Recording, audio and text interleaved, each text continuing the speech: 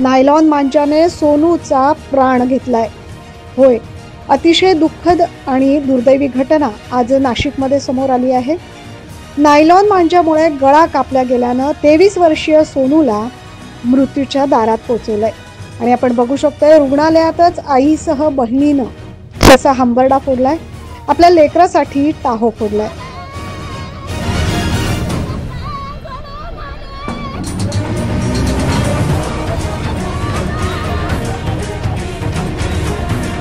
आज मकर संक्रांती निमित्त अनेक जण पतंग उडवण्याचा खेळ खेळत आहेत। मात्र हा खेळ कोणाचा तरी जीवाचा खेळ होऊ शकतो किंवा कोणाच्या जीवाशी हा नायलॉन मांजा किंवा पतंगीचा धागा हा खेळ खेळू शकतो, ही गोष्ट अजूनही अनेकांच्या लक्षात येत नाही।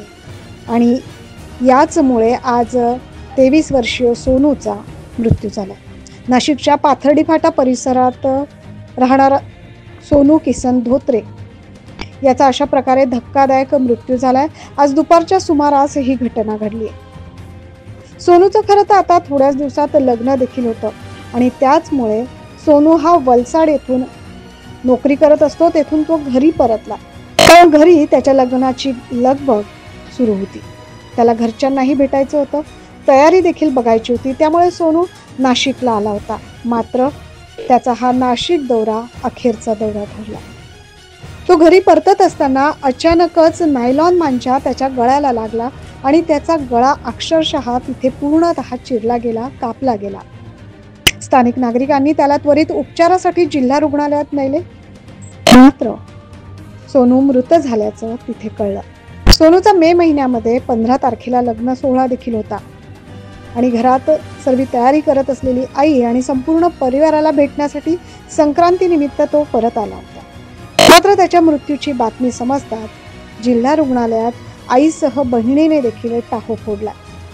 काही वर्षांपूर्वीच सोनूच्या वडिलांचं देखील निधन झालं होतं, त्यामुळे आता घरातला कर्ता पुरुष देखील गेला, कर्ता मुलगा देखील गेला, तर आता मी कोणाकडे पाहू असा टाहो फोडत आईने आणि बहिणीने एकमेकींना मिठी मारली आणि आक्रोश सुरू केला।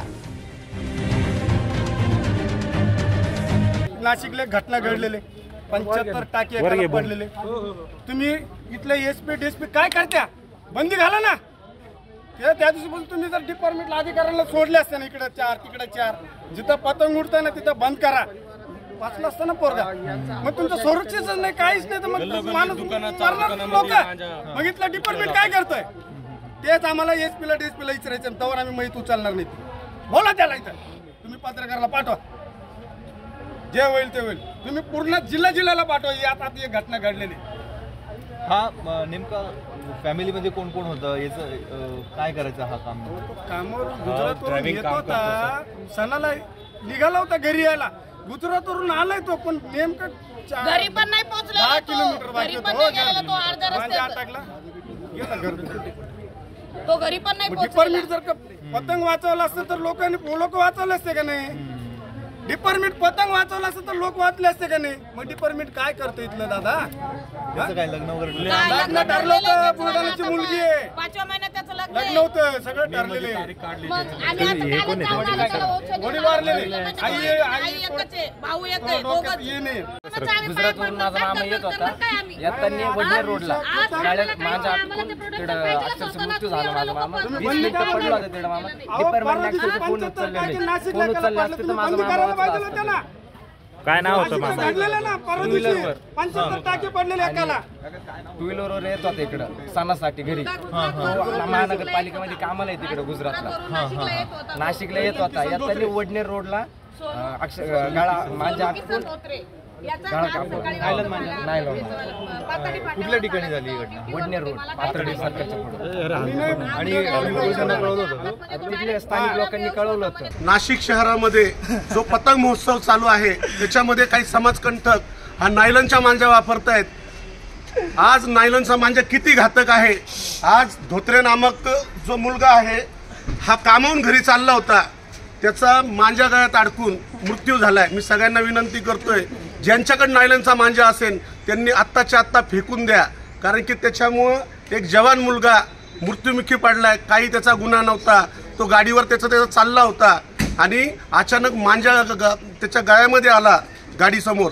आज त्याचा नाही का गळा कापून त्याचा मृत्यू झालाय. मी नम्र विनंती करतो समाजकंटकांनो, तुम्ही हा मांजा फेका.